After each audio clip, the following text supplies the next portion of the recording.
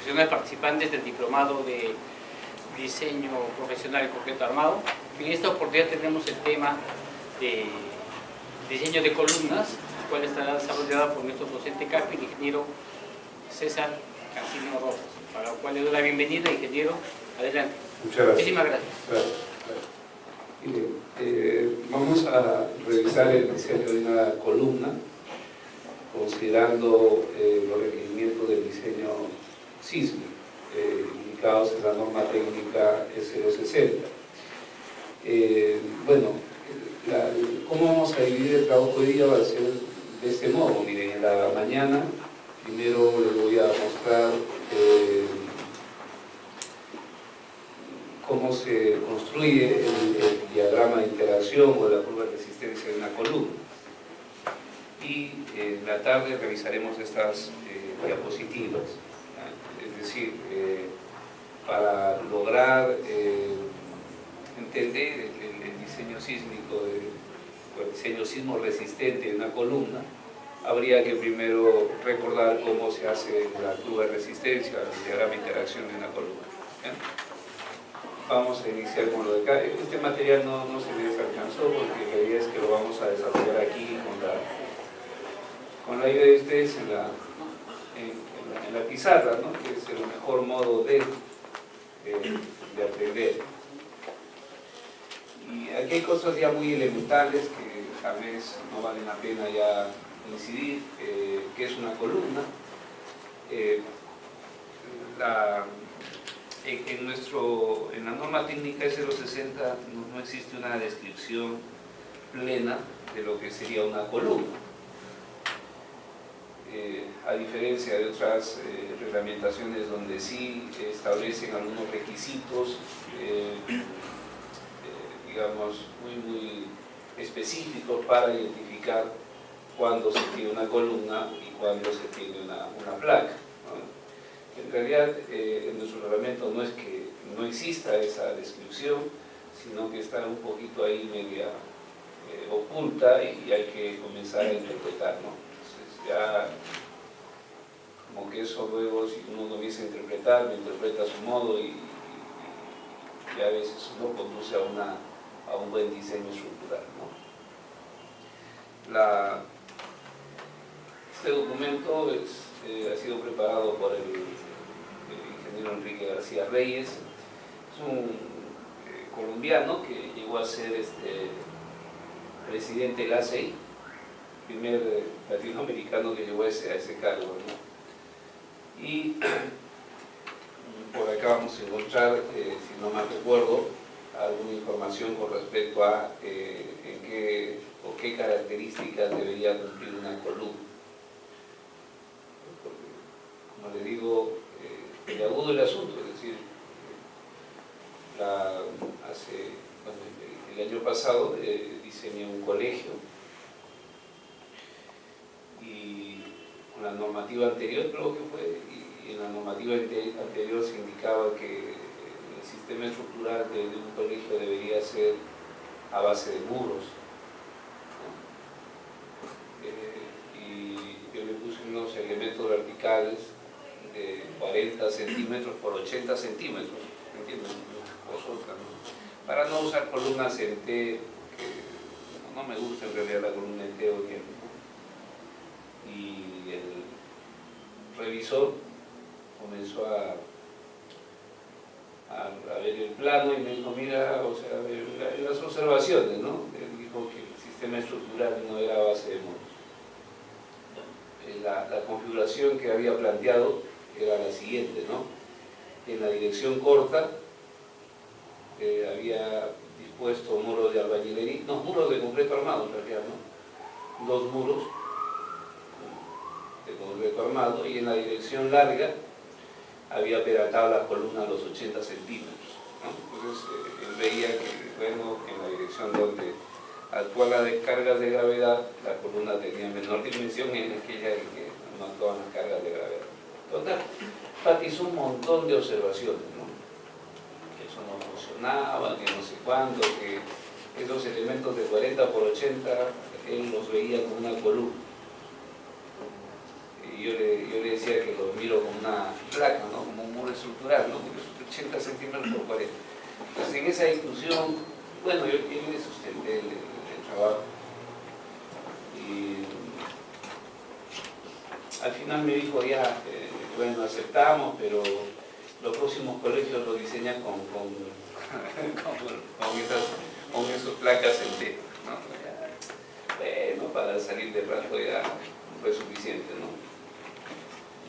Entonces hay esa discusión, ¿no? Cuando es una columna y cuando es un muro estructural, y no le encuentro por acá.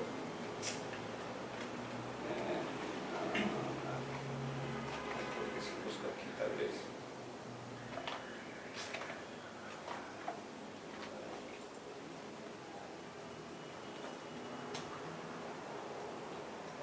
Diferencia entre columna y muro. Y por acá no está.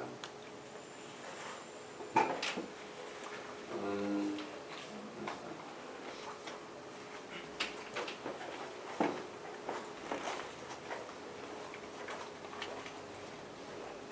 Muro versus columna. A ver, ¿no? Entonces hay esa discrepancia, ¿no? Es decir, cuando un elemento vertical tiene el comportamiento de un muro y cuando tiene el comportamiento de una columna. En nuestro reglamento aparece un término que se habla, dice, para que sea columna, para que sea columna, la carga axial de compresión, la máxima carga axial de compresión, es decir, para valorar la máxima carga axial de compresión tendríamos que resolver la estructura y para eso debemos considerar las siguientes combinaciones de carga. Y de todas estas combinaciones va a haber una carga axial, la mayor de todas ellas, ¿no? El mayor valor del P1. Entonces, la máxima carga axial, si la máxima carga axial de compresión es mayor que el punto 10 de F'C del área bruta, entonces dice, de manera ahí un poco escondida, en nuestro reglamento, que se trata de una columna. Caso contrario, si la carga axial es menor que el 10% del F'C del área bruta, entonces ese elemento más tiende a ser un muro estructural de concreto armado. Esa es por ahora la manera de diferenciar. Bien, como ven ahí el autor de este documento dice que algunos reglamentos se van diferenciando en función de la geometría, la esbeltez, y dice a veces con respecto a la presencia de un punto de inflexión dentro del tramo, ¿no? Esto es, miren, y eso también es importante que se conozca, ¿no? En elevación, una columna, la estructura va a soportar cargas de gravedad y además cargas laterales. Entonces, frente a la acción de esas cargas de gravedad laterales, en las columnas se van a desarrollar fuerzas internas, que son cargas axiales de compresión, tracción, momentos y además cortantes. Con respecto a los momentos, miren, en las columnas, el diagrama de momentos generalmente sale así. Y este puntito donde el momento se hace cero se llama el punto de inflexión. Punto de inflexión. En el caso de un muro de concreto armado, aquí voy a dibujar un murito. El muro toma solicitación de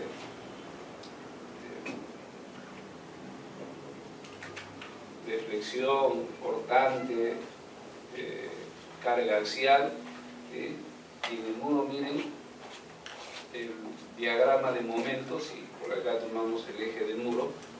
El diagrama de momentos es así.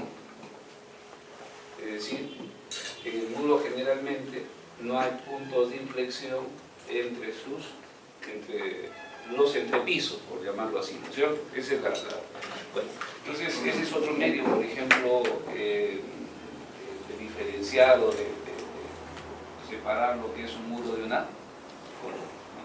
En el primer caso, las columnas muestran puntos de inflexión entre techo y techo, y en los muros no hay puntos de inflexión.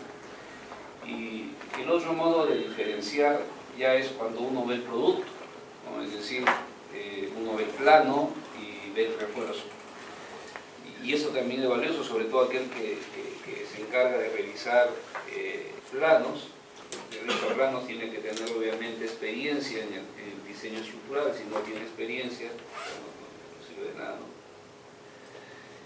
Y cuando se revisa el plano, y al notar que la cuantía del refuerzo dispuesto, es decir, qué cantidad de acero ocupa la sección transversal del elemento, ¿no?, de la cuantía, y si esto se ve que es menos que 1%, estamos hablando de un muro estructural. ¿Bien? Y el refuerzo de un muro estructural, sobre todo el refuerzo transversal, los estribos, es muy diferente al de una columna. Y si notamos que la cantidad de acero que ocupa la sección transversal es mayor o igual que 1%, entonces estamos frente a una columna. ¿Cuál va a ser la diferencia? Básicamente la cantidad de refuerzo transversal, ¿no? Entonces, esa va a ser la diferencia. Habría que estar en condiciones de ver el plan, decir, oye, mira, tu cantidad es más de 1%, esto ya es una columna y el diseño tiene que hacerse de acuerdo a los requerimientos de una columna. Entonces, hay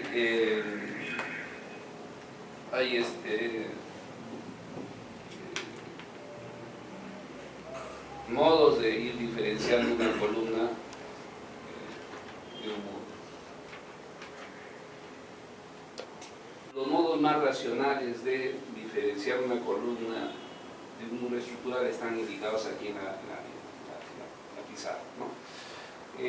Los colombianos, por ejemplo, ellos hablan, establecen una relación entre las dimensiones de las columnas, ¿no? Y eso es lo que he tratado de colocar ahí en la diapositiva.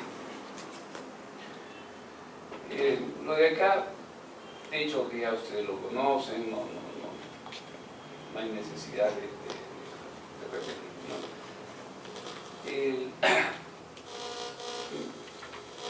Cuando habría que conseguir como que iba acá, sin tintes también. Lo de acá sí se puede volar, ¿no? Los que está tomando fotos también, ¿no? Sí, luego les alcanza.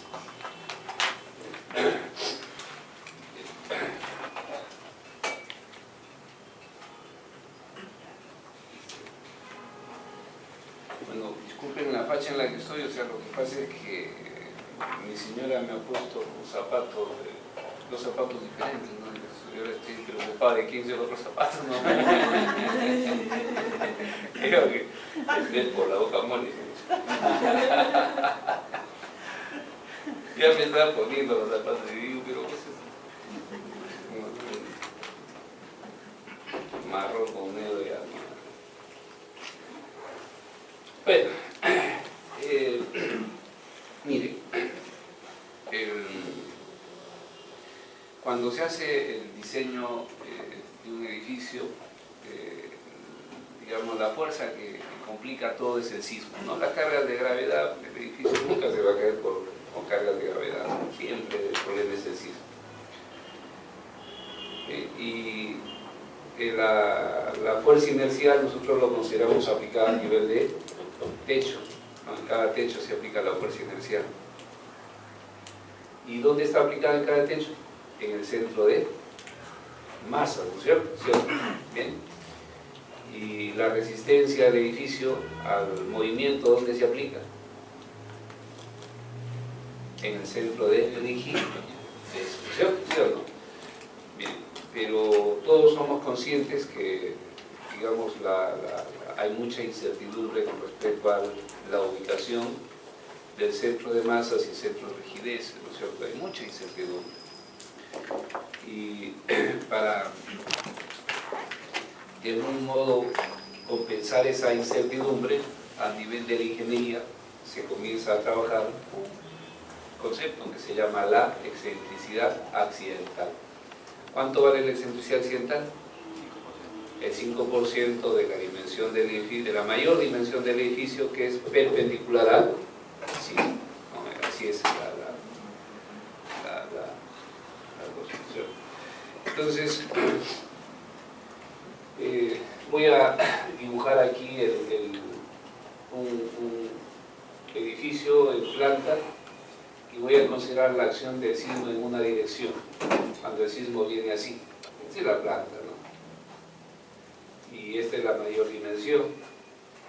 En el techo en particular, por acá vamos a tener el centro de masas y por acá vamos a tener el centro de rigidez. En el techo, porque también hay el centro de carga, ¿no? Que es el punto donde se aplica el portante entrepiso.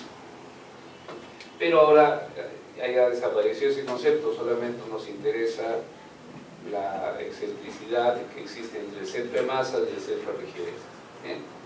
Entonces, esta excentricidad de aquí a acá se llama la excentricidad estática, ¿no? Y en realidad hay dos excentricidades estáticas, una en Y y una en X. ¿Sí? Hay dos excentricidades, pero por ahora nos interesa la excentricidad en Y. ¿Estamos? Como existe incertidumbre en la ubicación de estos dos puntos, donde actúa la fuerza inercial, donde actúa la resistencia a la traslación del edificio, o sea, hay mucha incertidumbre, a nivel de la ingeniería, esas incertidumbres las vamos reduciendo, introduciendo el concepto de la excentricidad accidental, ¿no? El de acá es B, que es la mayor dimensión del edificio, que es perpendicular a la acción del sismo, y la excentricidad accidental, aquí sería el Y, ¿no es cierto? Sería del 5% de B. Y voy a tomar aquí a una escala mayor la ubicación entre el centro de masa y el centro de rigidez. Para cubrir la incertidumbre, miren, lo que se hace es correr el centro de masas. Y hay dos corrimientos, ¿no? Por ejemplo, en el caso de acá, se corre hacia arriba. Puede ser que el centro de masas esté ubicado, digamos, hacia arriba de la ubicación nominal o calculada, o puede estar hacia abajo, ¿no? Y cuando el sismo viene en esta dirección, el centro de masa se puede desplazar a la derecha o a la izquierda. Esas son las dos posibilidades que se puedan presentar. Es decir, esta es la ubicación calculada, la ubicación nominal, pero la real podría estar hacia arriba, hacia abajo, a la izquierda o a la derecha. En este caso lo que hacemos es esto, miren. Por acá tenemos el centro de masas, por acá el centro de rigidez. Y se cubre la primera opción, que el centro de masas, esta es la excentricidad estática en Y, ¿bien? Y se cubre la primera posibilidad. Oye, ¿sabes qué? Como estos no sé si están bien ubicados, entonces solo voy a corregir de algún modo moviendo el centro de masas. Digo, el centro de masas puede estar corrido hacia arriba. Aquí está el centro de masas. Y esta distancia de aquí a acá es la excentricidad accidental, es decir, la que acabamos de calcular hacia acá. Y la distancia que existe entre el centro de rigidez y el centro de masas desplazado viene a ser la excentricidad de diseño 1. La resistencia al edificio está acá, el sismo está actuando de izquierda a derecha, y la fuerza inercial se supone aplicada en el centro de masas trasladado. Entonces, este es el FI, y esta es la sumatoria de la rigidez lateral de la construcción. Entonces, esa es una situación que podría presentarse, ¿no? Como les decía, esta es una porcioncita del techo, ¿no? Ahora, a nivel de ingeniería, lo que hacemos es trasladar la fuerza inercial del centro de masas al centro de rigidez, y al trasladar al centro de rigidez se traslada la fuerza inercial más un momento. Este momento es el momento que gira, que genera la rotación del entrepiso o de ese techo. Y en este caso será la fuerza inercial por la excentricidad de diseño 1. Bien, entonces a esto generalmente le llamamos excentricidad positiva. El sismo entrando en X, ¿no? Esta fuerza inercial está en X, y con excentricidad positiva. Es una opción, ¿cierto? Ahora, el siguiente caso sería cubrir la otra posibilidad, que no esté desplazado hacia arriba, sino hacia abajo. Por acá tenemos el centro de rigidez, el centro de masas, la excentricidad estática, y ahora el centro de masa se desplaza. Voy a desplazarlo y que venga hasta acá, ¿no es cierto? Entonces se desplaza y viene acá. Es decir, aquí esto vendría a ser la excentricidad de diseño, o, disculpen, creo que ahí me estoy complicando con el dibujito. Voy a hacer un poquito más grande. ¿Ya? Vamos a ponerlo más acá. El centro de masas, el centro de rigidez, esta es la excentricidad estática. Y digamos que se desplaza y quedó por... Bueno, lo voy a pasar hasta acá. ¿Bien? Toda esta distancia de aquí a acá viene a ser la excentricidad accidental en Y. ¿Bien? Y esta distancia, vamos a ponerlo acá así.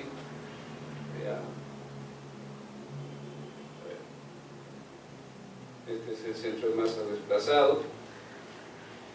Y esto viene a ser, voy a acotarlo hacia la izquierda porque si no se me va a complicar. La excentricidad estática en Y. Y ahora miren, aquí está el centro de masas ya desplazado, y aquí está el centro de rigidez. La excentricidad de diseño viene a ser la distancia que existe desde el centro de masa desplazado al centro de rigidez. Esta vendría a ser la excentricidad de diseño 2. Y esa excentricidad de diseño 2, en este caso en particular, sería, si hacemos una suma algebraica de esto, EAY menos ESY. Así será EAY más ESY. Bueno, eso es lo que podría suceder. O tal vez en algunos casos la excentricidad queda por acá, la excentricidad accidental y el centro de rigidez que hay.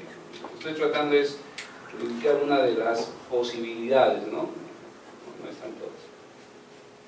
Ahora, aquí se aplica la fuerza inercial del entrepiso y aquí está aplicado la resistencia al desplazamiento de la construcción. Nuevamente aquí esto se transforma a un sistema equivalente. La fuerza inercial se traslada al centro de rigidez y se traslada en este caso más un momento que sería el sentido antihorario, que sería el Fx o el Fix, también fue X, Fix por E de Y2. ¿Sí?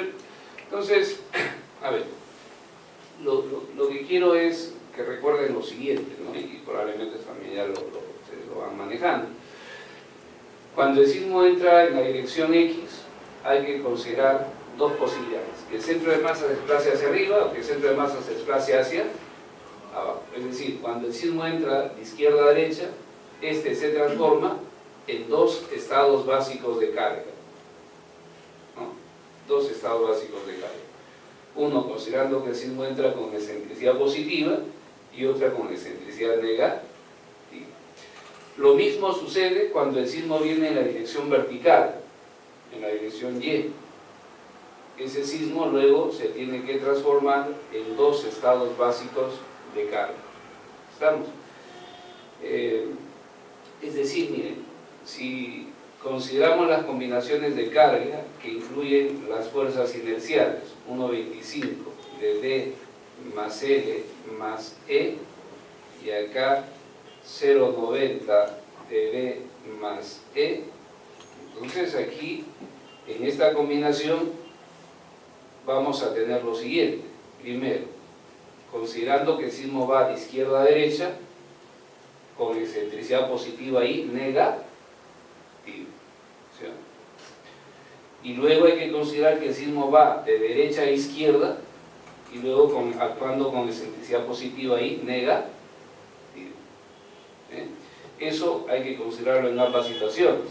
Y no solamente actuando a lo largo del eje X, sino también a lo largo del eje Y. ¿Estamos? Es decir, lo que vamos a tener es, de esas combinaciones que estamos tratando, de estas van a salir una gran variedad de combinaciones de carga, ¿no? Por ejemplo, acá vamos a decir, ¿no? Si desarrollamos la de acá, será, a ver, vamos a ver si puse en el lapicero azul, 1,25 de D más L más E paralelo al eje X, el sismo en X, y con excentricidad positiva en Y, ¿no? Eso es el sismo paralelo al X con excentricidad positiva en Y. Y luego 1,25 de D más L más el sismo paralelo al eje X y con excentricidad negativa en Y, hacia abajo. Excentricidad positiva, excentricidad negativa, ¿no? Y esto cuando el sismo viene de izquierda a derecha. Ahora hay que considerar el sismo yendo de derecha a izquierda. Entonces en esta misma combinación queda 1,25 de D más L más EX con excentricidad positiva, ¿no? Y 1,25 de D más L con excentricidad negativa. Pero el sismo actuando de izquierda a derecha. ¿Sí? Luego, en esta misma combinación de carga, habría que considerar la acción del sismo entrando en la dirección Y con excentricidad positiva y excentricidad negativa. Bien, entonces aquí vamos a tener, miren, con el sismo entrando en X vamos a tener 4 combinaciones de carga, 1, 2, 3, 4, ¿no? 4 combinaciones. Bien, cuando consideramos esta de acá, también van a ver 4, ¿no? 4 combinaciones de carga. Pero miren, esto es solamente considerando el sismo en X. Y si consideramos el sismo en Y, ¿cuántas combinaciones vamos a tener? 8. ¿Sí? O sea, si ya agregamos el sismo en Y, paralelo al eje Y con excentricidad negativa en X y excentricidad positiva en X, vamos a lograr 8 combinaciones. Es decir, aquí formalmente, ¿cuántas combinaciones vamos a tener que considerar? 8. Acá, 8. 8 y 8, 16. Y si a esa le agregamos 1,4 de D más 1,7 de L, vamos a tener 17 combinaciones de cargas. Ahora, la felicidad que tenemos es que antes todos los cálculos se hacían de manera manual, ¿no? Y había que tener mucho cuidado con, digamos, tener en cuenta los sentidos de las fuerzas internas y bla, bla, bla, todas esas cosas, ¿no? Ahora, con la ayuda de los programas, ya los mismos programas hacen cálculo y automáticamente nos arroja las fuerzas de diseño. ¿Estamos? Entonces, yo no vengo a enseñarles ingeniería sísmica y tampoco conozco, pero lo que quería es que sepan que frente a la acción del sismo van a aparecer varios estados de carga, van a aparecer varias combinaciones de carga. Es decir, el edificio formalmente, ¿con cuántas combinaciones de carga debe diseñarse? Con 17 combinaciones de carga. Eso es lo que va a suceder. Bien. Y bueno, ahora miren, ¿se acuerdan? Hay una ecuación que nos ayuda a combinar los esfuerzos normales introducidos por la compresión axial más los esfuerzos axiales producidos por el momento flector, ¿no? Bien, mejor dicho, una columna está sometida a carga axial de compresión más momento flector, ¿no? Eso es lo que sucede en la columna.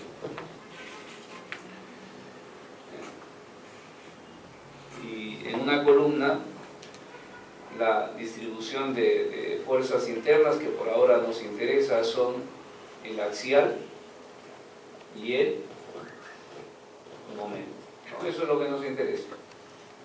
Ahora, partiendo de ese hecho, digamos, habría que combinar los esfuerzos normales introducidos por el axial más los esfuerzos normales introducidos por el momento flector. ¿Se acuerdan de esa ecuación?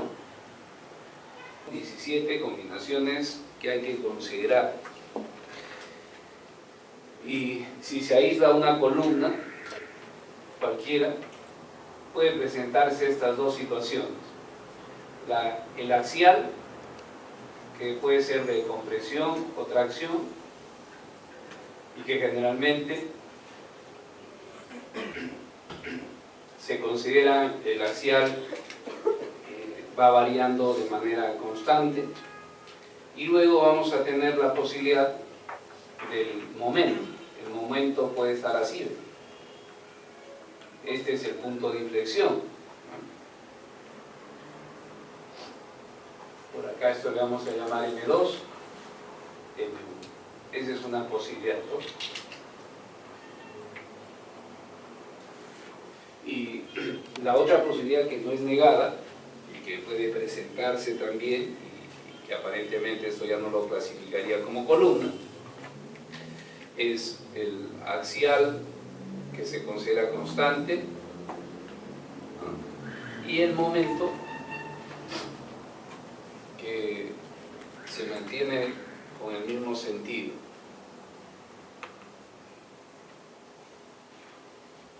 Esto es M1, M2. He tratado ahí de colocar que M1 siempre representa el menor momento, ¿no? Y que M2 representa el mayor momento, ¿no? Bien, eso es lo que he tratado de representar, y eso va a seguir de aquí en adelante. Vamos a clasificar las columnas y ahí necesitamos, o ahí se necesita conocer qué es M1 y M2, el menor y el mayor momento respectivamente, que actúan en los extremos de la columna. En el caso de esta columna, el momento arriba está actuando así, con este sentido, generando que la cara derecha de la columna esté traccionada y la cara izquierda comprimida. Y el momento acá está así. Y la columna, se dice, está en curvatura doble. Curvatura doble. Bien, y en el caso de acá, el momento aquí está así y el momento acá está así, ¿no? Y en la columna introduce curvatura curvatura simple. Entonces, ¿en cuál de esas dos situaciones la columna está más preocupado? Debería estar más preocupado cuando está en curvatura simple, ¿no? Cuando está en curvatura doble, como que el asunto es de mayor felicidad para la columna, ¿no? La ubicación del diagrama nos indica cuál es la cara traccionada y cuál es la cara comprimida. Si el diagrama se dibuja a la derecha, la cara traccionada es la cara de la derecha. Si el diagrama se dibuja a la izquierda, la cara traccionada es la cara de la izquierda. Aquí lo he dibujado a la izquierda, por lo tanto la cara traccionada de la columna a todo lo largo es la cara de la izquierda, ¿no? Les decía que luego hay una expresión que nos permite combinar los esfuerzos axiales y los esfuerzos producidos por el momento, ¿no? O sea, los esfuerzos producidos por la carga axial y el esfuerzo producido por el momento, y es P entre A más menos M por C entre el momento de inercia. ¿No se acuerdan de esa expresión? O sea, estos son los esfuerzos normales introducidos por la carga axial y estos son los esfuerzos normales introducidos por el momento vector. Y aquí no he considerado el signo menos porque nos interesa el más. Siempre nos interesa valorar el esfuerzo máximo, ya sea de tracción o compresión, en este caso en particular. Eso nos puede ayudar a definir cuáles son las secciones críticas de la columna. En una columna van a haber sus secciones críticas, serán aquellas secciones donde el esfuerzo normal tiende a maximizarse. Como el esfuerzo normal introducido por la carga axial es constante, el que va a hacer la diferencia es el momento o el esfuerzo normal introducido por el momento. Entonces, en vista de ello, sabiendo que es el momento el que va a condicionar, ¿dónde se van a encontrar los esfuerzos máximos? En los extremos, ¿no? En los extremos de la columna. Y aquí, por ejemplo, se ubica en la base de la columna. Lo normal está acá, esto es lo normal, ¿no? ¿Sí? Pero eso también se puede presentar. Bien, en lo normal vamos a tener dos secciones críticas, dos secciones críticas. Una ubicada en la base de la columna o en el extremo inferior y la otra ubicada en el extremo superior. Esas son las dos secciones críticas. Y esas dos secciones críticas son las que tienen que revisarse a nivel del diseño.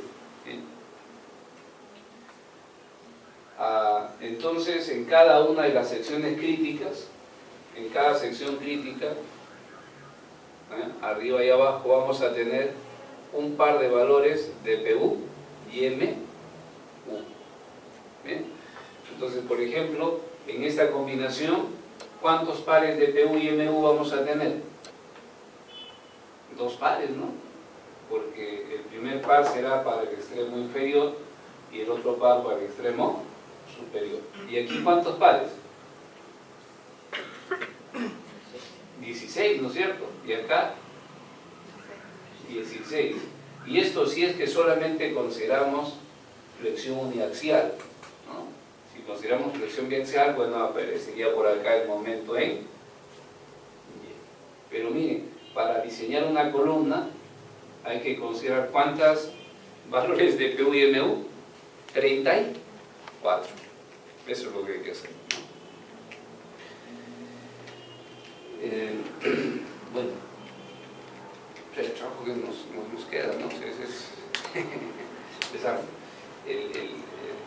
Bueno, la columna no se diseña para la envolvente de las fuerzas actuantes. La columna se diseña para cada combinación de carga. Para cada combinación de carga muestra una resistencia diferente, ¿no? Bueno, entonces son 34 valores de PU y MU que hay que considerar en el diseño de la columna.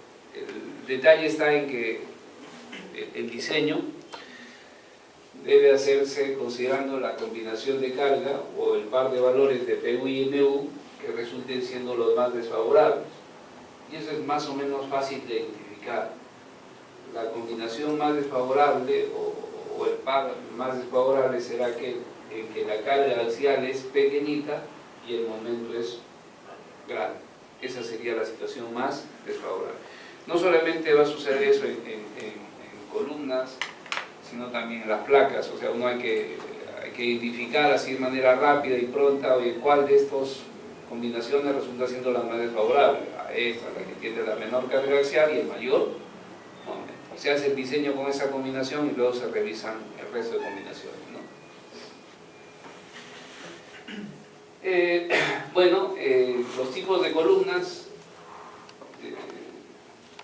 aquí hay, según la distribución del refuerzo transversal, columnas con estribos, columnas hunchadas, y luego se ha puesto por ahí la de sección compuesta. El estribo es un anillo rectangular o circular, mientras que el suncho es un refuerzo helicoidal, ¿no? Se va, digamos, desarrollando a lo largo de la columna. Las dos figuras de acá a la izquierda son los sunchos, en la figura de la derecha aquí está el estribo. Entonces el estribo es un anillo que puede ser de forma rectangular o puede ser circular, es decir, en algunos casos, cuando las columnas tienen poca incidencia sobre la estructura, son columnas de sección circular, y aquí se coloca, en vez de colocar un suncho, se coloca un anillo circular, y eso también clasificaría como estribo, ya no es suncho. Esto va, digamos, ese anillo va dispuesto con una determinada separación, ¿no? Sí, igual o similar a la que se usa, por ejemplo, en el caso de los anillos rectangulares. Entonces lo que interesa aquí es saber qué es un estribo, qué es un suncho, y la diferencia básicamente es que uno es un anillo rectangular o circular que se va colocando de manera regular a todos los lados de la columna, y las columnas hunchadas es un refuerzo helicoidal que se va desarrollando desde el arranque de la columna hasta el término de la columna, ¿cierto?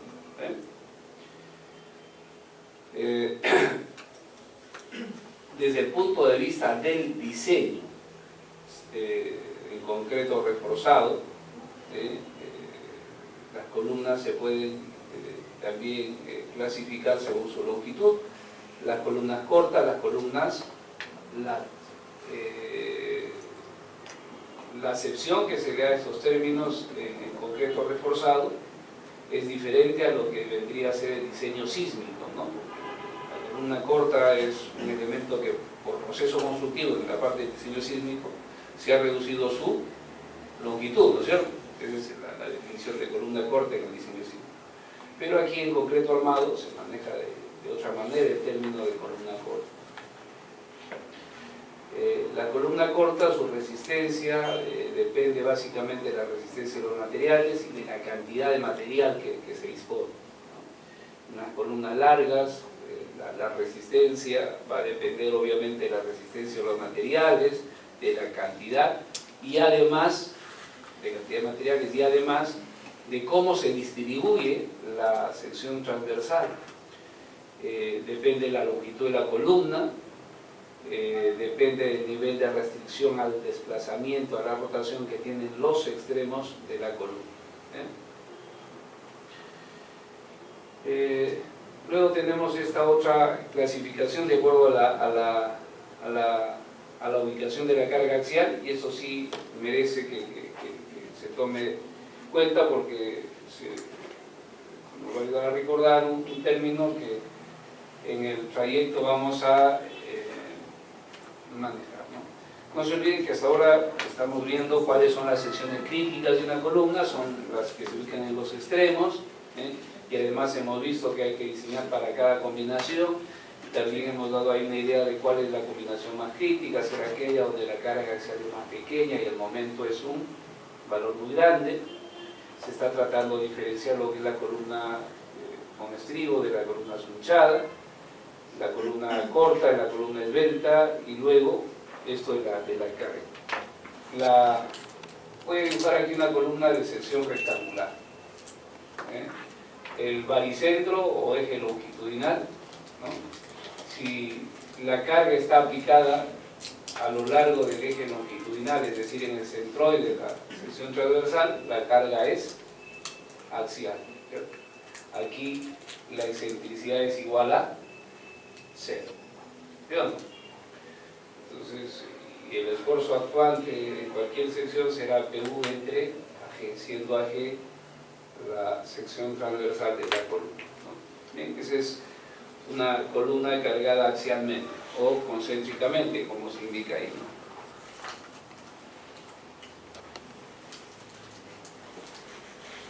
Y luego hay otro tipo de columna. Voy a considerar aquí el caso de flexión uniaxial, ¿no? Para no complicarnos demasiado. Entonces miren, aquí la carga aplicada sobre el centroide, pero además hay un momento. Bien, y el momento lo voy a dibujar por acá. Aquí está MU. Es una columna sometida a combinación de esfuerzos, ¿no? De axiales más momento. Y luego esto se puede reemplazar por un sistema equivalente. El sistema equivalente estará conformado por la carga PU y desplazada a una cierta distancia con respecto al centroide, ¿no? Aquí no es que esté en el borde de la columna, sino que bueno, ahí el dibujo generó que coincide, ¿no? La idea es que estos dos sistemas tienen que ser iguales. Para que sean iguales deben generar el mismo efecto, la misma tendencia al desplazamiento y la misma tendencia a la rotación. Para mantener la tendencia a la rotación, el momento que genere esta carga desplazada debe ser PU por E y debe ser igual a este momento. De acá resulta que la excentricidad es PU entre, o disculpen, es MU entre P. Bien, entonces este sistema equivalente es el que de aquí más adelante vamos a usar, la representación del mismo caso, sino de diferente manera, ¿no? La segunda se usa para efectos del diseño. Inclusive acá, miren, nosotros vamos a ver más adelante el eje longitudinal a vista lateral de la columna, la carga acá, y vamos a decir que esto viene a ser la excentricidad, ya para no... así lo vamos a ver, ¿no? ¿Ya?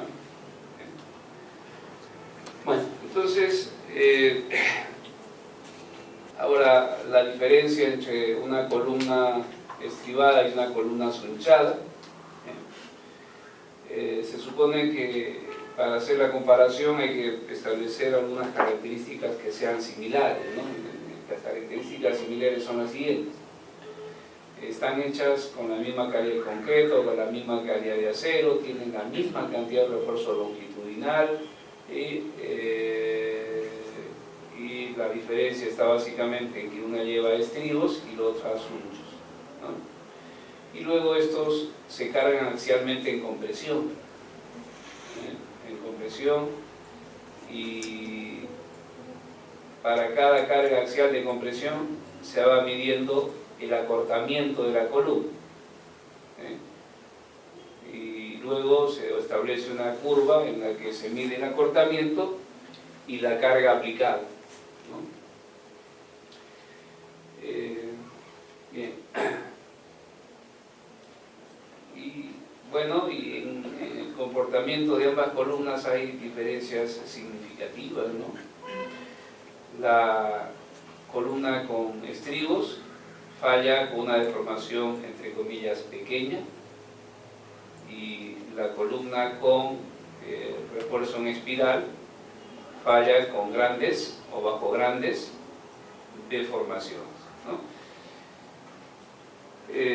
Eso tiene que ver con un concepto que creo que en la última sesión conversábamos. Nosotros buscamos que el elemento sea lo más dúctil posible, es decir, que pueda desarrollar deformaciones inelásticas sin perder resistencia y sin perder estabilidad, ¿no?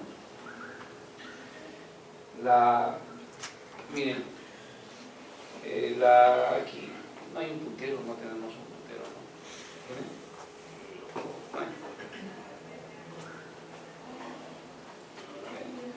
Y a ver, en el comportamiento de ambas columnas sometidas a carga axial se van a presentar dos etapas: la etapa elástica y de aquí hacia adelante la etapa inelástica, ¿no es cierto? Inelástica, ¿no? Y en la etapa elástica no hay diferencias significativas entre lo que es una columna estribada y una columna sunchada, ¿no? La pendiente de este diagrama, acortamiento, carga, representa la rigidez axial de la columna, ¿no? Es decir, la rigidez axial de un elemento, ¿se acuerdan de la fórmula de la pelea? PLEA. Entonces luego P, delta por E, por A, entre ¿Cómo se define la rigidez axial? ¿Qué fuerza se necesita para que este acortamiento sea igual a 1? Entonces la rigidez axial sería EA entre E. Esta es la rigidez axial, ¿no?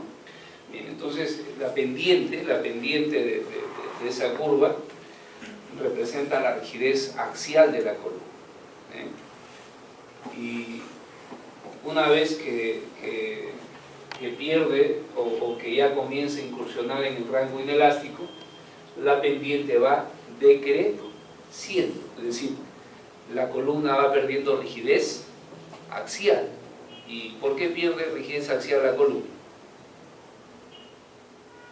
¿A qué fenómeno le podrían chantar el problema ese? ¿Ah?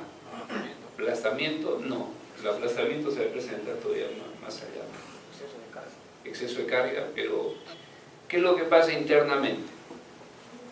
La columna se acorta y luego se desarrollan esfuerzos de tracción transversal, se llaman, ¿no? Claro, efecto de la compresión, luego se desarrollan esfuerzos de tracción transversal, ¿eh?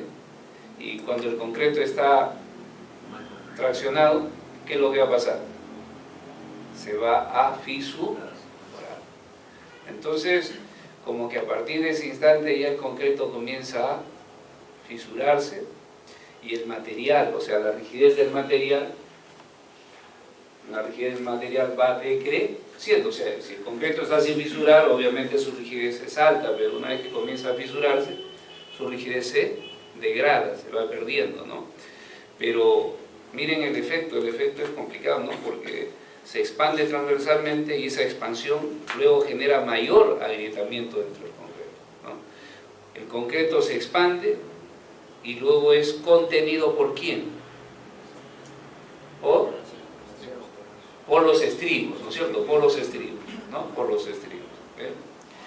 Cuando el estribo contiene al concreto, se dice se activó la acción de confinamiento. Esa es la acción, confinar, ¿no? El concreto. Evita que el concreto se expanda transversalmente, ¿cierto? Bien. Y en este punto, miren, en este punto, la rigidez axial de la columna se vuelve cero. Y en ese punto se desarrolla la resistencia de la columna. ¿Qué viene a ser la resistencia? El máximo valor que puede alcanzar la carga, ¿no? Entonces en ese punto se desarrolla la resistencia de la columna, ¿no? Y miren, en el caso de la columna sunchada, una vez que desarrolla su resistencia, su rigidez ya se degrada de manera excesiva hasta que llegue en este punto y simplemente falla.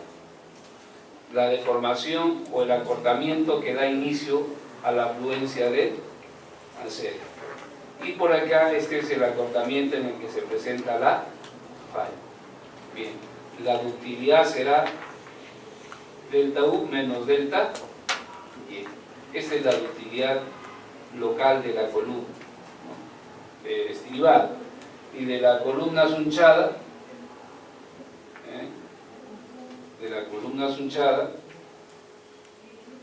la ductilidad será mucho mayor. ¿Sí o no? Mucho mayor. Obviamente el que la columna sunchada pueda desarrollar mayor ductilidad tiene que ver con el refuerzo transversal. ¿Dónde es más eficiente la acción de confinamiento? ¿En los estribos cerrados o en el suncho? En el suncho, ¿no es cierto? Entonces, el mayor nivel de ductilidad es básicamente por el mejor confinamiento que provee el suncho que el estribo. Lo que se hace es, miren, confinar un volumen de concreto. ¿Ven? Un volumen. Es lo que se confina al fin y al cabo. Cada estribo le corresponde confinar cierta cantidad de concreto. ¿Sí? Y en cambio en el suncho, bueno, al estribo le corresponde confinar cierta cantidad de concreto. Será el concreto que queda entre los estribos, este pedacito, ¿no? Un elemento plano.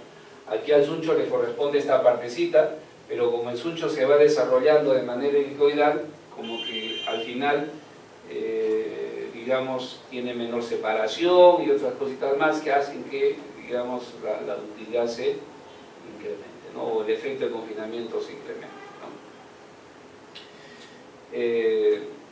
Miren, en el caso de las columnas estribadas, cuando ya se desarrolla la deformación última, el concreto se expande transversalmente, gracias amigo, se expande transversalmente y genera el pandeo del refuerzo longitudinal, o sea, rompe el estribo. Para que el estribo se rompa, eso significa que el esfuerzo de tracción que se está aplicando al estribo superó el F, ¿no? Y el concreto en ese instante agarra y dobla la barra. A esto se llama el pandeo. En cambio aquí miren, cuando el suncho o cuando la columna desarrolla ya su último esfuercito, no se presenta el pandeo del refuerzo longitudinal, solo se pierde el recubrimiento. Eso es lo que pasa, ¿no es cierto? Bien. Entonces, creo que lo que nos debe ir quedando por acá como moraleja es que el confinamiento es muy importante para la ductilidad del elemento de concreto armado que esté comprimido básicamente, ¿no?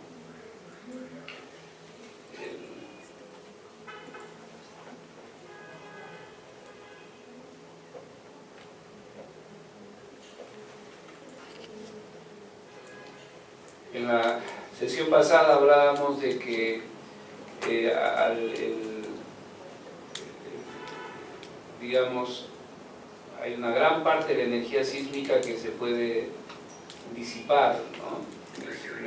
Y su modo de disipación son por amortiguamiento viscoso y amortiguamiento histerético, y que el que diseña tiene control de un edificio convencional, obviamente, sin sistemas de protección sísmica, tiene control del amortiguamiento histerético. ¿Y cómo mejoramos el amortiguamiento histerético? Simplemente confinando el concreto. Por ejemplo, acá les mencionaba, esto es una articulación plástica, pero ya con, digamos, su capacidad de disipar energía ya se perdió, ¿no? Pues, como ven, el refuerzo longitudinal se pandea, y miren la deformación que se desarrolla en las barras, es decir, ya el fierro está en la zona de endurecimiento por deformación. Deformaciones bien grandecitas, ¿no? El oblinamiento es muy importante dentro de, ¿no?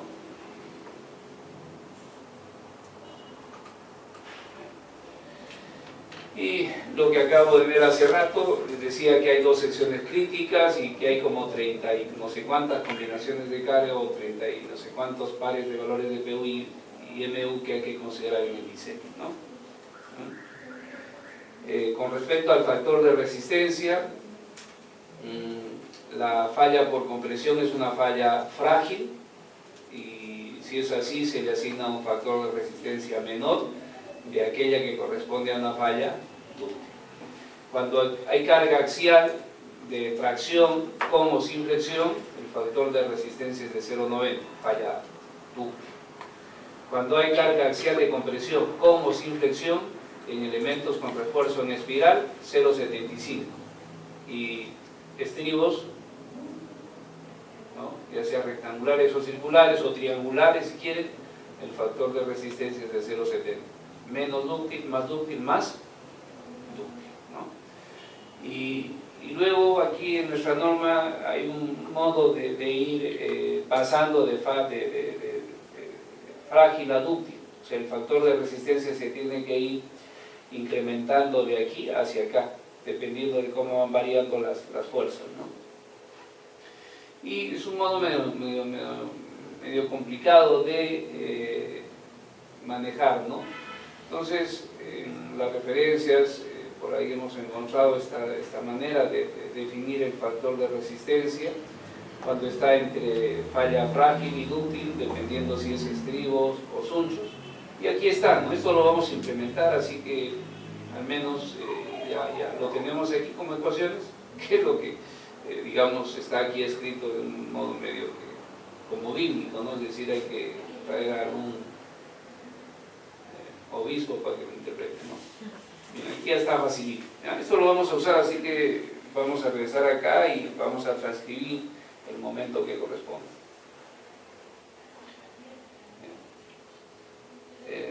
Bueno,